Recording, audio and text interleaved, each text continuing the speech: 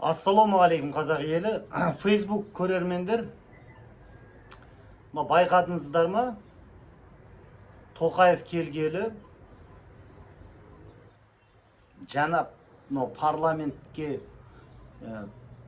Ринат Зайтов, Ермурат Бапи, Қазбек Иса, Абзал Құспан, Еділ Жаңбыршин, Мақсат Толықбай, осы депутаттар келгелі қазаққа, қазақ ұлтына, қазақтың мүддесіне қарсы ең опасыздық заңдар қабылданды. Қараңыздар, Назарбаевтың кезінде болмаған заңдар қабылданды.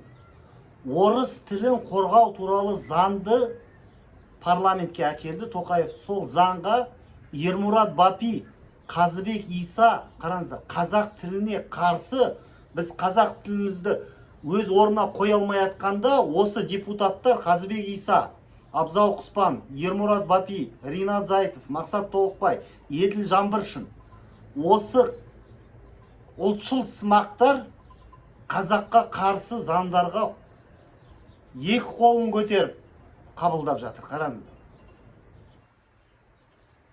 Сіздер Фейсбукта мен байқаймын, соларды бір репост жасап, бір сұрақ қойсаңдаршы. Орыс тілін, халықаралық орыс тілін қорғау комитет Астанада ашылды. Оның не керегі бар? Біз неге халықаралық аренада қазақ неге орыс тілін қорғау керек? Москвада қорғасын, Санкт-Петербургта қорғасын, мәдени астанасы. Неге қазақтың қақ төрінде қорғайды?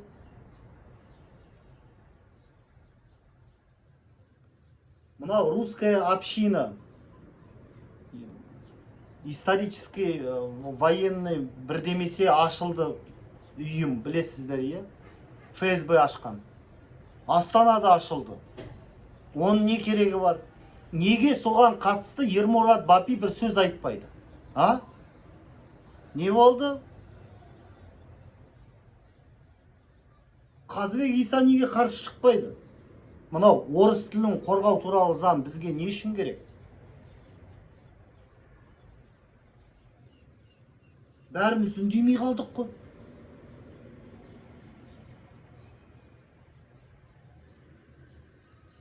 Ана беспилотниктар құлап жатыр. Неге соны айтпайды?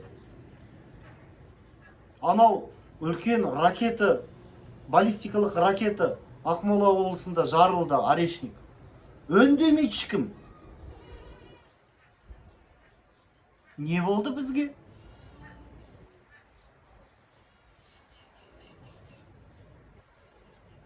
Мынау сүмірейіп, мынау Ресей визалық режимді кіргізіп жатыр. Қазақтарға арнайы өтірік айтады, ол это надо сперва разобраться, это не визовый режим. Қалай алдын ала электронны заявка беріп, кәдімгі одақтас мемлекет, ең қызығы орыстар, Ресей азаматтары бізге куәлікпен паспортсыз кіралады, ешкім тексермейді. А қазақтар, олар арнайы бірдемесе толтыру керек.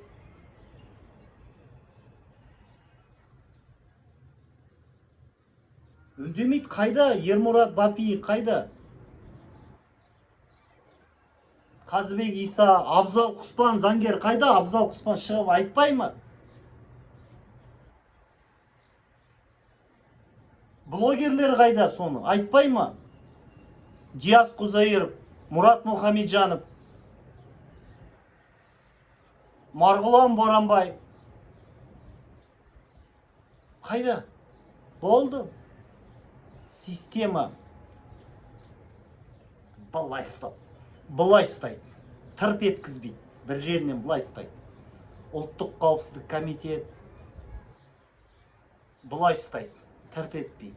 Мынаны айтасың, мынаны айтпайсың. Сондықтан иллюзия болмасын. Мынау жақсы жігіттер, анау. Жоқ. Ресей былай ұстайды. Қатты ұстайды. Тоқаевты да, тырп еткізбейді.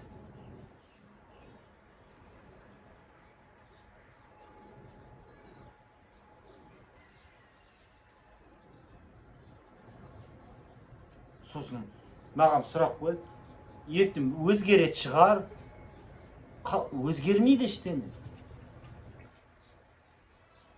Украина жеңген сайын, қазақтың жағдайы қиын, өте нашар болады. Неге? Өйткені Ресейдің олигарх, ФСБ бәрі, үкіметі бәрі Қазақстанға көшіп жатыр. Несі? Олар кім? Олар өз адамдарын тартады, өз адамдарын жұмысқа алады. Бүкіл банктер не істейді? Олар келгесін қазақты қысады. Сіздер ойламаңыздар, айтады, ой, Ресей ертең ыдырағасын бізге жақсы болады. Жоқ. Тегін ештеңе жоқ. Сіздер ойламаңдар. Мен үйде диванда жатып, қазір Украина жеңсе, қазақтың жоқ. Ондай тегін ештеңе болмайды.